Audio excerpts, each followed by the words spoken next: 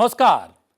आवाज देश की में आपका स्वागत है। मैं हूं प्रतिबिंब शर्मा। आवाज देश की में आज हम बात करेंगे ऑनलाइन कंटेंट के कंट्रोल से बाहर होने की।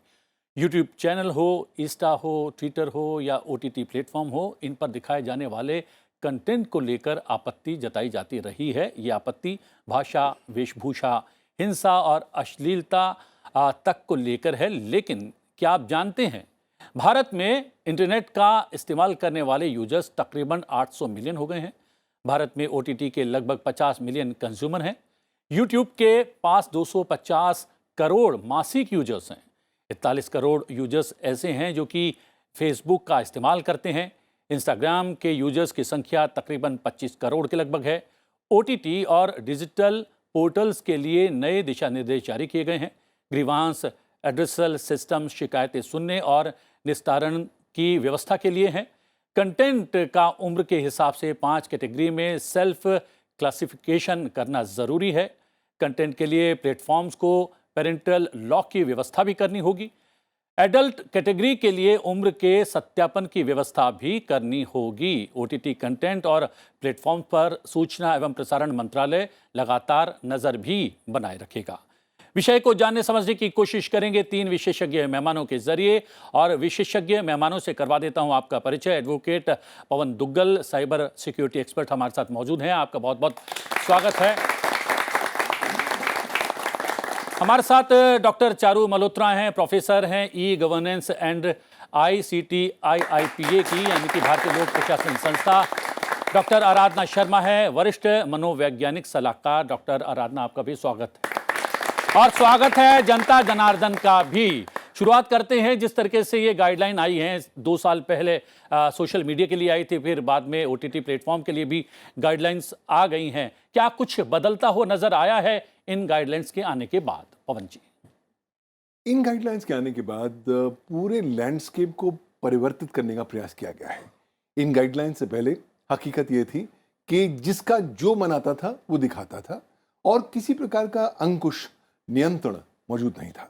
सरकार मानती थी कि ये इंटरमीडियरीज हैं, सर्विस प्रोवाइडर्स हैं, और उम्मीद करती थी कि ये भारत के सूचना प्रौद्योगिकी कानून के प्रावधानों का पालन करेंगे।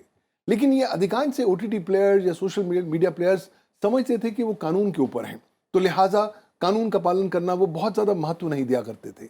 अब जब से फरवरी 2021 में आईटी रूल्स आए, जिन्होंने न केवल आईटी रूल्स 2011 को रिपील किया, बल्कि साथ ही साथ कुछ विशेष नए प्रावधान भी लेकर आए। मुख्य तौर पर उद्देश्य ये रहा है कि अब इन सर्विस प्रोवाइडर्स को ज़्यादा फोर्स किया जाए कि आप ट्रांसपेरेंट रहें, अकाउंटेबल रहें और आप स्वयं कदम उठाएं ताकि आपके प्लेटफॉर्म पर कोई ऐसा कंटेंट प्रकाशित या प्रसारित ना हो जो ना तो कानून का उल्लंघन करता हो और ना ही किसी प्रकार से जो लोगों की भावनाएं हैं उनके साथ खिलवाड़ कर सके। इन आईटी रूल्स को अमल भी किया गया। कुछ चुनौतियां अदालत में भी पहुंची, लेकिन अक्टूबर 2022 में अब हमने देखा कि अब सरकार ने इन आईटी रूल्स में पुनः से संशोधन कर दिया है, और ये संशोधन बहुत गेम चेंजिंग है। क्योंकि पहले तो आईटी रूल्स कहा करते थे कि साहब आप स्वयं अपने उपभोक्ताओं को बताएंगे कि वो आपके प्लेटफॉर्म पर कोई ऐसे कंटेंट को प्रकाशित ना करें जो कानून का उल्लंघन करते हैं। लेकिन अब ये अमेंडमेंट्स कहती हैं कि साथ साथ आपके ऊपर ये भी दायित्व होगा कि आप रीजनेबल स्टेप्स लेंगे ताकि आप अपने यूजर्स को प्रिवेंट कर सकें कि वो इस प्रकार का कंटेंट आपकी प्लेटफॉर्म पर प्रकाशित ना कर सकें। तो ज़्यादा जवाबदेही आ गई है, ज़्यादा अकाउंटेबिलिटी, और साथ ही साथ रूल 7 कहता है कि साहब अगर आप मेरा इन प्रावधानों का पालन नहीं करते, कोई दिक्कत की बात नहीं, जो सुरक्षा कवच कानून ने आपको प्रदान कर रखा है इंटरमीडियरी होने के नाते थर्ड पार्टी लायबिलिटी के लिए, वो कानून आपसे छीन लेगा। और दूसरी बात, आप लायबल बन जाएंगे भारतीय दंड संहिता और भारत के सूचना प्रौद्योगिकी कानून के अंतर्गत विभिन्न ऑफेंसेस में प्रोसिक्यूट किए जाने के लिए। तो ऑल सेड एंड डन, मुझे लगता है बहुत गेम चेंजिंग मोमेंट है। अब आवश्यकता है कि उसको इफेक्टिवली इन्फोर्स किया जाए। अभी भी लोगों को लगता है कि हम इन रूल्स को बाईपास कर सकते हैं, चलिए हम नजरअंदाज कर देते हैं, लेकिन एक बार झड़ी खुल गई, एक बार नए प्रकार की लीगल लायबिलिटी प्रारंभ हो गई, तब धीरे धीरे सब लोग इन रूल्स का पालन करना शुरू करेंगे। लेकिन ये तो तब है ना, ये हमें नजर आता है कि जो कंटेंट प्रोवाइडर है और कंटेंट देखने वाला है कंसेंस है कहीं ना कहीं, तब शिकायत कौन करेगा? सरकार तक बातें पहुंचेंगी कैसे जब जो प्रोवाइडर है वो पैसा कमा रहा है और जो देख रहा है वो आनंद उठा रहा है, तो फिर शिकायत कौन करेगा? नहीं नहीं, ऐसा नहीं है। 6 जून 2022 में ये जो आईटी रूल्स 2021 है, इसमें एक और चेंज आया। और वो चेंज क्या आया कि जो भी यूज़र किसी भी सोशल मीडिया प्लेटफॉर्म पे अकाउंट खोलेगा, आप लोगों के लिए बहुत ज़रूरी है, उसमें उन्हें अपना डेटा देना पड़ेगा। हमें मालूम है इंटरनेट के 4 बेसिक प्रिंसिपल्स हैं। ओपन होना चाहिए, सेफ होना चाहिए, अकाउंटेबल होना चाहिए, ट्रस्टेड होना चाहिए। इसमें अकाउंटेबिलिटी अभी तक, जैसे पवन जी ने भी कहा, हम लोग नहीं ला पा रहे थे, क्योंकि हर user for good reasons and bad also, good reasons कि देश के भला के लिए कोई एक्टिविस्ट अपना जानकारी नहीं देता, अपना नाम नहीं बताता अपनी सेफ्टी के लिए। बैड रीजंस आर ऑब्वियस कि किसी का कॉन्फ्लिक्ट ऑफ इंटरेस्ट है या फेक न्यूज़ डालनी है करके हम अपना नाम नहीं भी देते थे तो अपना अकाउंट खोल पाते थे। 6 जून 2022 में एक चेंज आया कि आपको अपनी वेरिफिकेशन, अपना सारा आइडेंटिटी प्रॉपरली अपलोड करनी है सोशल मीडिया प्लेटफॉर्म पे, और ये दायित्व दोनों तरफ से आया। सोशल मीडिया को आपका अकाउंट वेरीफाई करना है और आपको अपना डिटेल देना है। अगर यूज़र अपना डिटेल नहीं देगा तो उसे इवन 3 साल की जेल या 1 लाख रुपया फाइन हो सकता है ऑन सर्टेन केसेस। और अगर हमारा सोशल मीडिया प्लेटफॉर्म, स्पेशली अगर उसके 5 मिलियन रजिस्टर्ड यूज़र हैं, अगर वो वेरीफाई कर ले तो आपके अकाउंट के आगे ब्लू टिक आ जाएगा, वाइट टिक आ जाएगा ब्लू बैकग्राउंड पे। इसको ट्विटर के उससे मिक्स नहीं करिएगा, ठीक है? तो वो जो टिक आएगा उससे ये शो होगा कि इसने अपनी डेटा सोशल मीडिया प्लेटफॉर्म ने, सब्सटेंशियल वाले ने वेरीफाई किया। अब बात आती है कि कौन शिकायत करेगा।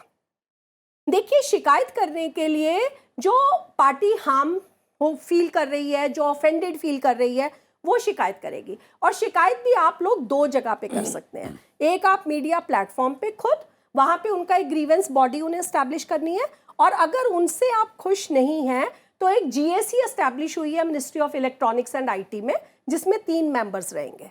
सो grievance appellate committee proper establish हुई है। अब शिकायत कौन करेगा? एक समझदार सिटीजन करेगा। लेकिन ये कौन कौन से प्लेटफॉर्म्स पर अप्लाई होगा? ये सभी प्लेटफॉर्म्स पे है, बट जो टिक लगना है वो सब्सटेंशियल सोशल इंटरमीडिएट जिसे हम बोलते हैं, जिसके 5 मिलियन रजिस्टर्ड यूजर्स हैं। लेकिन इसमें OTT प्लेटफॉर्म समाहित नहीं है। नहीं है, इस वाली उसमें नहीं है, बट TRAI में आ जाता है वो। OTT प्लेटफॉर्म अल्टीमेटली एक Social network media- service provider है, लिहाजा इंटरमीडियरी की परिभाषा में आ जाता है। तो उससे जो ब्रॉड पैरामीटर्स इंटरमीडियरीज के लिए, ड्यू डिलिजेंस के लिए करने हैं, वो तो दायित्व है ही है।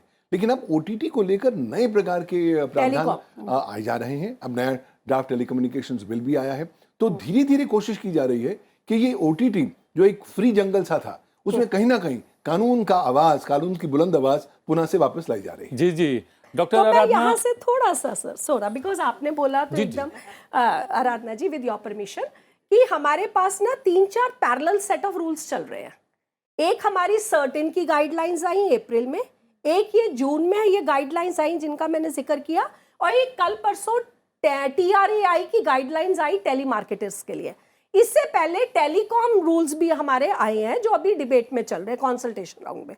तो ये तीनों को मिला के सोशल मीडिया इंटरमीडिएट्स सभी हो जाएंगे, इंक्लूडिंग टेलीकॉम सर्विस प्रोवाइडर्स। जी जी, लेकिन एक मनोवैज्ञानिक के तौर पर डॉक्टर आराधना, क्या आपकी भूमिका, जिम्मेदारी बढ़ गई है? क्या माँ बाप की शिकायत बढ़ गई है कि मेरा बच्चा बहुत ज़्यादा स्क्रीन पर समय बिताता है या गैजेट्स को लेकर ज़्यादा टाइम पास करता है? क्या, और हम बच्चों को दोष दे देते हैं, लेकिन माँ बाप भी उतना ही स्क्रीन पर टाइम व्यतीत करते हैं, वो अपनी बात या हम अपनी बात उसको भूल जाते हैं। तो क्या शिकायतें आती हैं आपके पास? देखिए, कोविड के बाद से ये शिकायतें बढ़ गई हैं डेफिनेटली, क्योंकि आप समझ रहे हैं कि 2 साल केवल और केवल ऑनलाइन एजुकेशन हुई है। तो अब बच्चे ने लिया तो गैजेट क्लास के लिए था, लेकिन आधा घंटे की, पौने घंटे की क्लास हुई है, और हम में से सब जानते हैं कि कैसे क्लास अटेंड हुई है, कि क्लास चल रही है और बच्चे सो रहे हैं। तो क्या कुछ और देख रहे हैं? हाँ, कुछ और भी देख रहे हैं। सबसे बड़ी बात ये है, मैं उस पर ही आऊंगा बाद में। कुछ और भी देख रहे हैं। तो अब जो मेरे पास पिछले 6-8 महीने में जो सबसे ज़्यादा केस आए हैं, वो आए हैं, एक तो जैसे आपने अभी कहा कि हाँ, गैजेट नहीं छोड़ते, और उसकी वजह से टैंट्रम्स बहुत होते हैं, घर में डिसिप्लिन नहीं है, बच्चे स्कूल नहीं जाना चाहते हैं। शुरू में तो ये केसेस बहुत आए कि स्कूल नहीं जाना चाह रहे हैं, स्कूल रिफ्यूज़ल के केसेस बहुत आए। उसके बाद अब क्योंकि कंटेंट की भी बात हो रही है, तो कंटेंट को लेके जो मैंने मतलब इनडायरेक्टली आए हैं वो केसेस, सेल्फ हार्म के केसेस बहुत आ रहे हैं। अच्छा। क्योंकि कुछ कंटेंट हैं जो बच्चों में सुसाइडल टेंडेंसीज मतलब वो पोर्ट्रे किए जा रहे हैं बच्चों में, एक वो टेंडेंसी और एक्सेप्टेंस, क्योंकि कोई मॉनिटरिंग नहीं है कि किस तरह का कंटेंट बच्चा देखेगा, घर से भी नहीं है, और किस तरह का कंटेंट है। ओटीटी प्लेटफॉर्म्स पे से ये प्रॉब्लम ज़्यादा आ रही है। जी जी, यंगस्टर्स भी बहुत सारे यहाँ पर मौजूद हैं।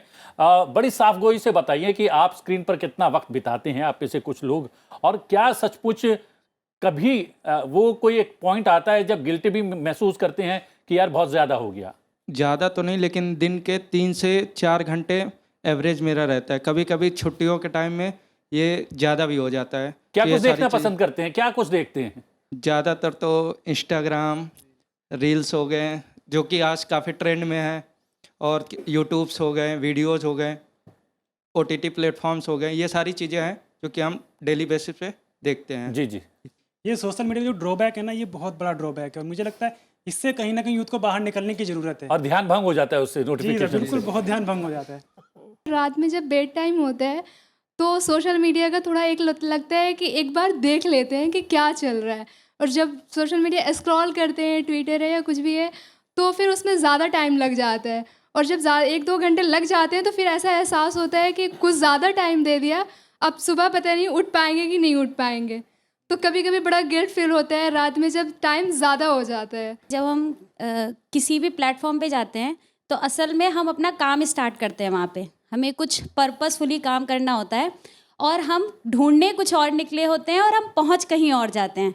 तो बेसिकली मेरे साथ भी ये चीज़ बहुत ज़्यादा होती है कि स्टार्ट किया कि एक फ्रूटफुल टाइम हम बिताएंगे, लेकिन अंत हुआ तो हमने देखा कि लॉस ही लॉस है वहाँ पे। यानी कि आए थे हरि भजन, ओटन लगे कपास वाली बात है। लेकिन साफगोई के लिए कहीं ना कहीं तालियां जरूर बनती हैं। पवन दुग्गल जी, बहुत साफगोई से यंगस्टर्स ने बता दिया जी। कि हम लोग तो काम के ही लिए स्क्रीन का उपयोग करते हैं, लेकिन बहुत सारी चीजें हैं जो ध्यान भंग कर देती हैं। इसके लिए क्या कुछ करना चाहिए यंगस्टर्स को भी, हम लोगों को भी, और पेरेंट्स को भी?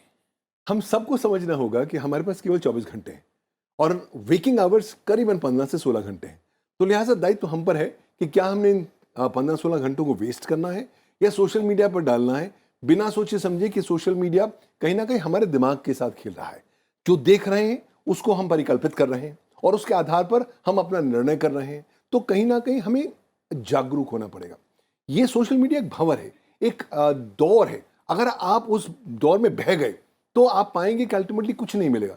सोशल मीडिया को केवल एक कंस्ट्रक्टिव टूल समझिए, अपनी भावनाओं को अभिव्यक्त करने का एक प्लेटफॉर्म समझें, लेकिन ये समझें कि चलिए वो क्या कर रहा है, वो देखते हैं वो क्या हो रहा है, ये वाली कहानी हमें कहीं ना कहीं छोड़नी पड़ेगी। कहीं ना कहीं इसके जो कंस्ट्रक्टिव एलिमेंट्स हैं वो लेना पड़ेगा। और दूसरी महत्वपूर्ण बात, अधिकांश लोग भूल जाते हैं कि जब आप सोशल मीडिया पर कुछ चीज़ प्रकाशित करते हैं तो वो अल्टीमेटली सदैव के लिए इंटरनेट पर रह जाने वाली है। चाहे आपने किस मानसिक स्थिति में करी, इमोशनल स्टेट पे करी, पैनिक में करी या गुस्से में करी, लेकिन वो एक बार चीज़ आ गई। एक्चुअली क्या हो रहा है, भारतवर्ष में एक नई क्रांति चल रही है। मैं उसे बोलता हूं the great Indian vomiting revolution. Bharat में उल्टी की क्रांति हो रही है। हम सब लोग उल्टी कर रहे हैं सोशल मीडिया पर, अपने डेटा को लेकर, पर्सनल डेटा हो, प्रोफेशनल डेटा हो, सोशल डेटा हो, बिना सोचे समझे कि उसके क्या क्या तात्पर्य या क्या क्या अंजाम होने वाले हैं कानूनी परिस्थितियों में। तो दायित्व आप पर है कि आप अपनी प्राइवेसी को किस तरीके से प्रोटेक्ट करेंगे। सोशल मीडिया बहुत सेक्सी नजर आता है, बहुत अट्रैक्टिव नजर आता है, लेकिन उसका यह तात्पर्य नहीं है कि आप अपनी हर जिंदगी की चीज वहां पर शेयर करना शुरू करें। अपनी निजता को सुरक्षित रखने का प्रयास करें। जितना कम शेयर करेंगे उतना ज्यादा चांसेस हैं कि आपकी प्राइवेसी प्रोटेक्टेड रह जाएगी। वरना अगर आपने सारी चीजें शेयर कर दी तो खुदा ना खास्ता आप पाएंगे कि आपके पास किसी प्रकार की कोई भी बेनिफिट नहीं आने वाला। हाल ही में हमारे क्लाइंट थे, वो बहुत ज़्यादा सोशल मीडिया पर बहुत ज़्यादा एक्टिव थे। कोविड के बाद उन्होंने कहा चलिए मनाली चलते हैं, सबसे अपने दोस्तों से, फॉलोअर से पूछते हैं कहाँ जाना है, सबने इन्फॉर्मेशन दे दी। हर चरण के पर उन्होंने जाकर अपनी पोस्टिंग करी, फोटोज पोस्ट किए। 8 दिन बाद जब वो घर आते हैं तो पाते हैं उनका पूरे यहाँ पूरी चोरी हो रखी है, कुछ चीज भी चोरों ने छोड़ा नहीं है। क्यों? क्योंकि चोर भी उनको फॉलो कर रहे थे। तो केवल दोस्ती नहीं, चोर भी, साइबर क्रिमिनल्स भी आपको फॉलो करेंगे। सतर्क रहिए, सावधान रहिए। जी, और सबसे बड़ी बात यह है कि सामान चोरी हो जाए, पैसा चोरी हो जाए तो वापस आ सकता है। जब चित्त चोरी हो जाए ना, जैसा कि पवन जी ने यहाँ पर कहा कि भाव में बहकर हम लोग उसी तरीके से विजुलाइज करने लगते हैं, ड्रीमिंग कहीं ना कहीं हो जाती है हमारी लाइफ में शुरू। वो जैसा देखते हैं वो उस भाव को हम प्रकट करते हैं, तो उससे अपराध भी कहीं ना कहीं बढ़ रहे हैं। और जो एंजाइटी है, बेचैनी है, वो जीवन में ज़्यादा से ज़्यादा आ रही है। क्या ये बात सही? बिल्कुल सही है। बेचैनी भी आ रही है, चिंता भी हो रही है, एक होड़ भी लग गई है। हमारे आज के यूथ में ना एक और तरह का कंपटीशन आ गया है कि कौन कितना अट्रैक्टिव लग रहा है। सोशल मीडिया पे जो ये फिल्टर्स आए हैं, हम कभी सोच भी नहीं सकते थे, है ना। और उसमें लाइक्स की एक और प्रथा शुरू हो गई है कि तुम्हारी पोस्ट में कितनी लाइक है। और लाइक किन चीज़ों को अक्सर किया जाएगा जो हटकर होंगी, है ना। आप रूटीन में लिखिए मैंने दाल चावल खाए हैं, कोई लाइक नहीं करेगा। आप लिखिए मैंने इसको पकड़ा, उसको भूना, ऐसे किया, तो 4-5 लाइक्स आने शुरू हो जाएंगे। सो स्कैंडलस जो हमारा है ध्यान आकर्षण करने का तरीका, स्कैंडलस न्यूज़ देके, वो नंबर 1 हार्मफुल है, जो कि काफ़ी हद तक हमारे जर्नलिस्ट एक काबू में आ चुके थे, लेकिन अब हमारा यूथ बेकाबू हो गया। दूसरी बात जो मैं कहना चाहूँगी, मैं सिर्फ पढ़ाती नहीं, मैं नौकरी भी देने के लिए कई इवेंट्स में बैठती हूँ, कई पैनल्स में बैठती हूँ। हम लोग आपका रिज्यूमे कम पढ़ते हैं, हम आपका सोशल मीडिया हैंडल ज़्यादा देखते हैं। ठीक है, तो आप जो मुझे कह रहे हैं वो मेरे लिए ज़रूरी नहीं है, आप जो कह चुके हैं वो आपकी प्रोफाइल बिल्डअप कर रहा है। यानी आज से इनको अच्छी अच्छी बातें डालनी है। और जो डाल चुके हैं वो भूल नहीं पाएंगे, तो उसको थोड़ा अमेंड करने का तरीका डालना है। तीसरी चीज, आप एक चीज याद रखिए, आपकी दोस्तियां वो जेन्युइन नहीं है। जो आपके एक्चुअल फ्रेंड्स हैं, जिनको आप समय नहीं दे रहे, आपका एक्चुअल परिवार है, वो आपका सेफ्टी नेट था। आपने उसको ब्रेक करके काल्पनिक दोस्त बनाने शुरू कर दिए, जो दुख पड़ने पे आपके साथ नहीं खड़े। आप जो वैलिडेशन सोशल मीडिया से मांग रहे हैं, वो वैलिडेशन आपको स्वयं से लेना है, अपने परिवार से लेना है। वो वैलिडेशन आपको लाइक से नहीं लेना है। आपको ये बातें समझनी पड़ेंगी। And last but not the least, social media पे स्पेंड किया हुआ टाइम कहीं भी प्रोफेशनल ग्रोथ के लिए ज़्यादा रेलेवेंट नहीं है। इवेंचुअली हमारी जो प्रोफेशनल लाइफ डिफाइन होती है, वो डिफाइन होती है मेरा आउटपुट और डिलीवरेबल क्या था, ना कि मेरे पोस्ट क्या थे। तो अगर ये 4-5 चीज़ों पे हम फोकस करें, तो अपने आप ये जो हमारी मानसिकता है वो सैटन से निकल के थोड़ी गॉडली हो जाएगी। हर व्यक्ति अपने जीवन में अपनी कहानी का, अपनी स्टोरी का नायक या नायिका होती है, लेकिन स्क्रीन पर अपने आप को नहीं देख पाते। देखते हैं अमिताभ बच्चन, शाहरुख खान, काजोल, उन सबको। अब क्या ये प्लेटफॉर्म हर एक आम आदमी को हीरो, हीरोइन, नायक, नायिका बनने का अवसर दे रहे हैं, तो इसलिए वो छोड़ना नहीं चाहते। अगर ये अवसर मिल रहा है तो उसमें कुछ गलत है क्या मनोवैज्ञानिक तौर पर? देखिए, वो अवसर गलत नहीं है, लेकिन उस अवसर का हम फ़ायदा किस तरह से उठा रहे हैं ये जानना ज़रूरी है। अब अगर हम अमिताभ बच्चन, शाहरुख खान को देख रहे हैं, तो क्या जो वो आज हैं उसके पीछे क्या उनके स्ट्रगल्स हैं, हमने उसको समझा है? लेकिन यहाँ तो स्ट्रगल की आवश्यकता नहीं पड़ रही ना। यहाँ तो एक रील बनाते हैं और ये जो और रील्स जितने यहाँ पर आप ऊट पटांग चीजें बनाएंगे उसके व्यूअर्स ज्यादा होते हैं। बिल्कुल। तो ये जो आजकल एक ट्रेंड आ गया है इन्फ्लुएंसर्स का, हाँ। ये एक बहुत ही खतरनाक ट्रेंड है, क्योंकि ये जो इन्फ्लुएंसर्स हैं ये अपने आप में ही अटेंशन सीकर्स हैं। अगर मनोवैज्ञानिक तौर पे देखें, ये इन्फ्लुएंसर्स खुद अटेंशन सीक कर रहे हैं उन लोगों की जिनमें ये समझ नहीं है अभी कि सही क्या है और क्या सही नहीं है, ये जानने की। और दूसरा, कहीं ना कहीं इसमें हम जो बड़े लोग हैं, स्कूल, परिवार, पेरेंट्स, हम लोग कहीं इन्हें दिशा देने में असफल हो रहे हैं। ये बड़ी बात है, दिशा। जी जी। क्योंकि देखिए ना, आज हम जब बात करते हैं, आपने भी सवाल केवल अमिताभ बच्चन और शाहरुख खान का ही उठाया, हमने एपीजे अब्दुल कलाम की बात नहीं की। मैं और पहले के फ्रीडम फाइटर्स की बात ही नहीं कर रही, क्योंकि वो हमारे जनरेशन ने देखी नहीं है, पर एपीजे अब्दुल कलाम हमने देखे हैं। हम रोल मॉडल्स उस तरह के नहीं पुट कर रहे जिनके बारे में बच्चे सर्च करें। अब बच्चों के आप रोल मॉडल्स देखिए कि क्या हैं, या तो केवल क्रिकेटर्स हैं, फिल्म स्टार्स हैं, तो क्या और किसी फील्ड में कोई काम नहीं है, और कोई बहुत बेहतरीन जर्नलिस्ट नहीं है जिनके बारे में, जिनको हमारे युवा फॉलो करना चाहेंगे, या कोई और। इतना कुछ हो रहा है। अभी हम जब ओलंपिक्स की बात करते हैं तो ओलंपिक्स भी, तो आपने ना इस सोशल मीडिया को और ओटीटी प्लेटफॉर्म को बचा लिया कहीं ना कहीं, कि उन प्लेटफॉर्म पर बहुत अच्छी चीजें आ रही हैं, लेकिन हम लोग क्या कैप्चर कर रहे हैं, क्या देखना चाहते हैं, क्या रिफ्लेक्ट कर रहे हैं, वो एक बड़ी जी नहीं Pratibimb ji, with due regards, social media बहुत सॉलिड एल्गोरिदम यूज कर रहा है, ठीक है, और वो क्या कर रहा है, आपने एक बार साइंस फिक्शन अगर देख ली तो आपके इर्द गिर्द वो साइंस फिक्शन ही पॉप कर रहा है। तो जो हमारी मैम कह रही है, वो कह रही है कि पहले आप सही देखना तो शुरू करिए, तो आपको फिर उसी से रिलेटेड सही पॉप अप होगा। देखिए, ये सारा एल्गोरिथमिक ड्रिवन कंटेंट है, और इसलिए सोशल मीडिया प्लेटफॉर्म की जिम्मेवारी बनती है। तो चलिए, प्लेटफॉर्म का इस्तेमाल करने वाले बहुत सारे युवा यहाँ पर मौजूद हैं। यहाँ से कुछ नहीं आया, जल्दी जल्दी 2-3 लोग। सर आपने मैम आपने भी बोला था, और सर आपने बोला था कि 5 मिलियन जब सब्सक्रिप्शन हो जाए या उसके व्यूअर्स हैं तो उस पर कहीं ना कहीं जो आपने बताया था लॉ वहाँ पे लागू होगी। सर एक क्वेश्चन मेरा ये है कि 22 ऑफिशियल लैंग्वेज है और 8वीं अनुसूची में, लेकिन इसके अलावा भी बहुत सारी ऐसी भाषा हैं, बोलियाँ हैं जो बड़े पैमाने पर बोली जाती हैं, जैसे भोजपुरी। उसमें सर 2-2 हज़ार के सब्सक्रिप्शन के साथ कुछ ऐसे कंटेंट अश्लील परोसे जाते हैं जिनके करोड़ों में व्यूज़ हैं। तो सर क्या सरकार इस पे गंभीरता से ले रही है कि इससे कहीं ना कहीं हमारी संस्कृति को भी खतरा हो रही है, और यूथ भी कहीं ना कहीं उससे उसका जो मार्ग है उस कहीं ना कहीं उससे भटक रहे हैं? देखिए, आपने बहुत स्पष्ट सवाल उठाया है। आज क्या है, सरकार चिंतित है कि ये जो अश्लील कंटेंट है वो कहीं ना कहीं प्रदूषित कर रहा है अपनी युवा पीढ़ी के मस्तिष्क को।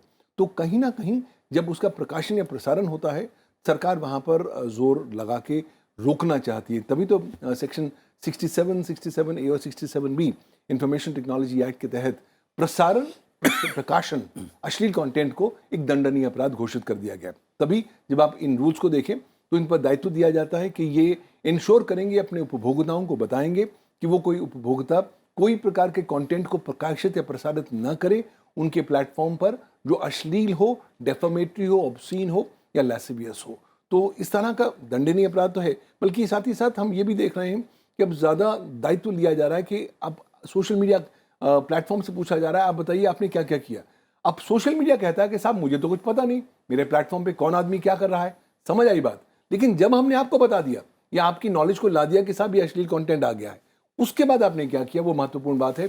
तभी ये रूल्स कहते हैं कि जैसे ही आपने शिकायत करी कि अश्लील कंटेंट है, तो अगले 24 घंटों में इस सोशल मीडिया इंटरमीडियरी को उस कंटेंट को निकालना पड़ेगा, उसको डिसेबल करना पड़ेगा। अगर डिसेबल नहीं किया तो सोशल मीडिया इंटरमीडियरी को भी एक को अक्यूज माना जाएगा और उस पर भी कानूनी कार्रवाई हो सकती है, मुकदमा दर्ज हो सकता है। एक प्लीज़ मैं इसी से रिगार्डिंग क्वेश्चन है कि सर जो 22 ऑफिशियल लैंग्वेज है उन पे सेंसर तो काम करता है, सेंसर बोर्ड के पास चूँकि जाती हैं, कंटेंट तो वहाँ से पास होती हैं, लेकिन जो बोलियाँ हैं तो कहीं ना कहीं ये कहकर खारिज कर दिया जाता है कि ये बोली है, ये हमारे दायरे में नहीं आती, और इसी का फ़ायदा उठाते हैं वो वैसे मेकर्स जो अश्लील कंटेंट परोसते हैं। तो क्या सरकार इसे लेकर कहीं ना कहीं गंभीर है? अभी सरकार काफ़ी गंभीर है। अगर आप देखें पिछले करीबन 1.5-2 साल से सरकार लगातार सक्रिय है कि वो भिन्न प्रकार के कानूनी प्रकरण प्रावधान लेकर आए ताकि कहीं ना कहीं जवाबदेही हो, अकाउंटेबिलिटी हो। और चाहे आप भाषा की बात करें, चाहे आप बोलियों की बात करें, अल्टीमेटली ये एक्सप्रेशन हो रहा है, आप इलेक्ट्रॉनिक रिकॉर्ड जनरेट कर रहे हैं, और उनकी रेगुलेशन भारत के इंफॉर्मेशन टेक्नोलॉजी एक्ट और उसके रूल्स एंड रेगुलेशंस के तहत अभी फिलहाल की गई है। और अब सरकार एक नए प्रकार का कानून ला रही है, जिसे डिजिटल इंडिया कानून बनाने वाले हैं। एक नया डिजिटल पर्सनल डेटा प्रोटेक्शन ला रही है, ताकि आपके बारे में किसी ने अश्लील कंटेंट प्रकाशित कर दिया तब आपके पास रेमेडीज होनी चाहिए। ऑलरेडी दिल्ली हाई कोर्ट कहता है कि अगर किसी ने आपकी तस्वीर उठाई और आर्टिफिशियली मॉर्फ कर दी किसी न्यूड मॉडल के शरीर पर, तब आपका दायित्व है कि आप तुरंत इनको लिखें और अगले 24 घंटों में ये सर्विस प्रोवाइडर्स उसको रिमूव करेंगे, ना करेंगे तो उन पर कानूनी कार्रवाई होगी। जी जी, एक बात ये बार बार आती है, क्योंकि समय समाप्त हो रहा है, ये बहुत महत्वपूर्ण बात है। बात आती है कि सेक्स के बारे में सही जानकारी नहीं होती है तो भटक जाते हैं लोग, तो उसके लिए सेक्स एजुकेशन देनी चाहिए। तो क्या उसी तर्ज पर इस तरीके की एजुकेशन हमारी शिक्षा पद्धति में समाहित की जानी चाहिए शुरुआत से, क्योंकि अब हमें तकनीक के युग में रहना ही है, जब तब तकनीक से जुड़ी हुई सारी अच्छाई बुराई सब बतानी चाहिए? जरूर बतानी चाहिए, लेकिन कैसे बतानी चाहिए इज वेरी इंपॉर्टेंट, और किसको बतानी चाहिए वो भी बहुत जरूरी है। और ये जिम्मेवारी सोशल मीडिया प्लेटफॉर्म की नहीं है, ये OTT की नहीं है, ये एक स्कूल की है या एक फैमिली या फ्रेंड सर्कल की है या सेफ्टी नेट की है। और जब आप ये कंटेंट को पब्लिक कंजम्पशन के लिए रखेंगे तो ट्रस्ट मी उससे नॉलेज कम हासिल होगी और उसका मिसयूज या उपहास ज्यादा होगा।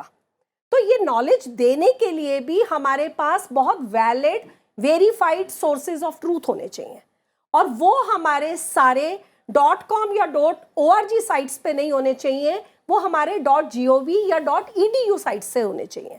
और उस पे जो हमारा ऑथर है वो वैलिडेटेड होना चाहिए, जिसकी पिक्चर बिल्कुल क्लियर हो, जिसके क्रेडेंशियल्स बहुत क्लियर हो, और वो भी जो इमेजेस यूज करे वो साइंटिफिकली करेक्ट हो, सोशली अपीलिंग नहीं। चलिए, बहुत कम वक्त में बहुत सारे बिंदुओं पर हम प्रकाश डालने में सफल रहे। चूंकि इंटरनेट के साथ हम लोगों को जीना मरना है, तो आने वाले समय में इस पूरे विषय को और विस्तार देंगे। लेकिन अभी तक की जानकारी के लिए आप तीनों का बहुत बहुत धन्यवाद, थैंक यू वेरी मच। और धन्यवाद जनता जनार्दन का, थैंक यू वेरी मच। आवाज देश की में आज के लिए इतना ही। आवाज देश की में आपसे फिर भेंट होगी एक नए विषय के साथ। फिलहाल मुझे आज्ञा दीजिए, नमस्कार।